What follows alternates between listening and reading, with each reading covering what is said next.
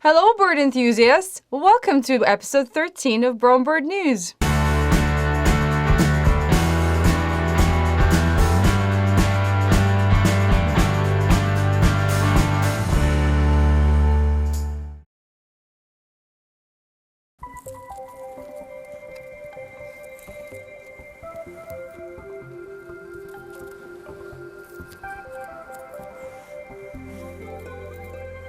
For backyard feeding and winner's circle, I'm taking you outside. You know, holidays are over. A lot of us threw away our Christmas trees and now we're moving on to our routine. And you know, this is my Christmas tree, which normally ends up in the back of my property where I have a huge brush pile for birds actually. But I always feel sad when I have to do it. And this year I've seen a lot of articles about recycling your Christmas tree. And then Helen Heisek, our regular contributor, sent me a message with things that she does to her Christmas tree. Check it out.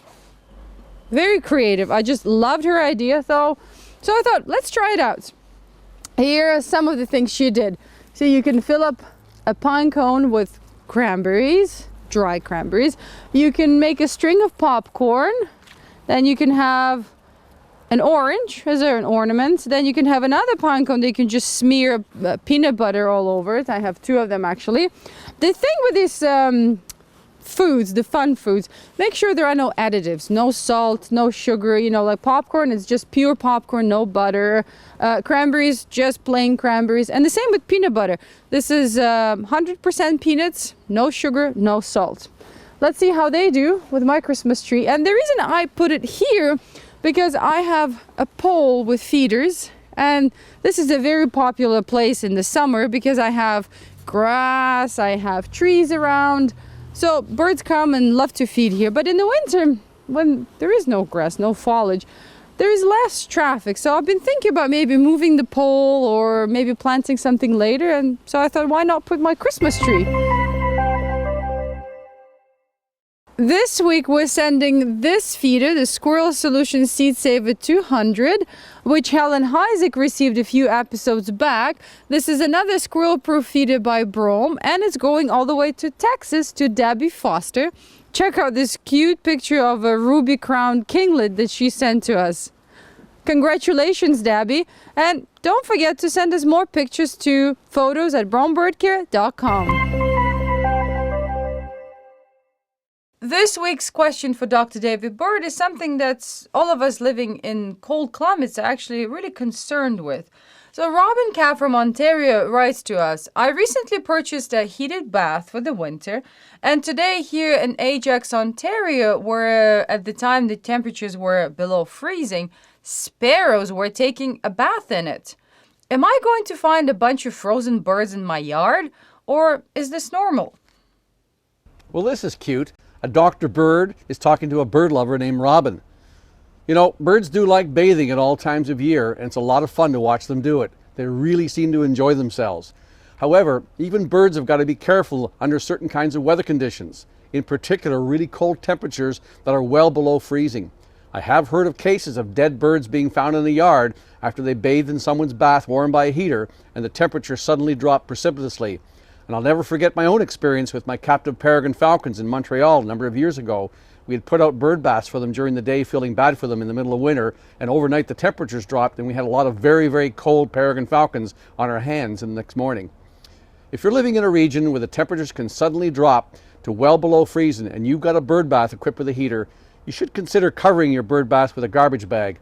Alternatively, you can add some rocks to your bath so they can't really bathe in it, but they can still get a drink. They don't need to bathe often, but they do need to drink.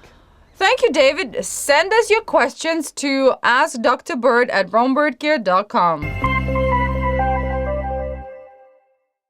Researchers in Alberta have been working on a new study that shows how birds hear differences in each other's songs when they come from different regions. Even though the songs sound identical to us, birds, especially our friend the black-capped chickadee, are able to distinguish differences in the origin and the sex of the singer.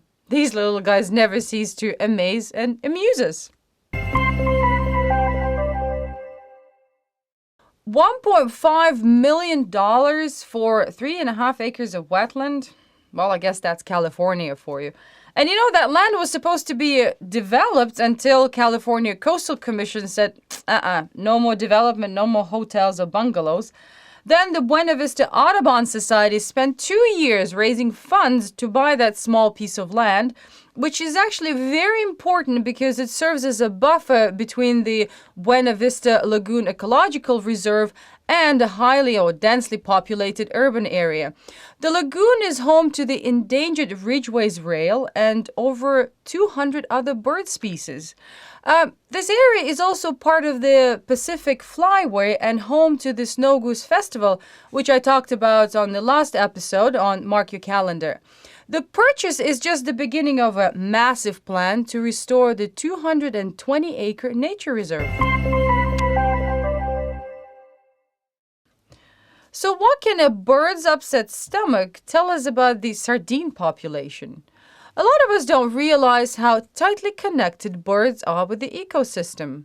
In Australia, researcher Lachlan Macleay has been studying bird vomit and discovered that the crested tern is so reliant on sardines as part of its diet that if one population changes, so does the other.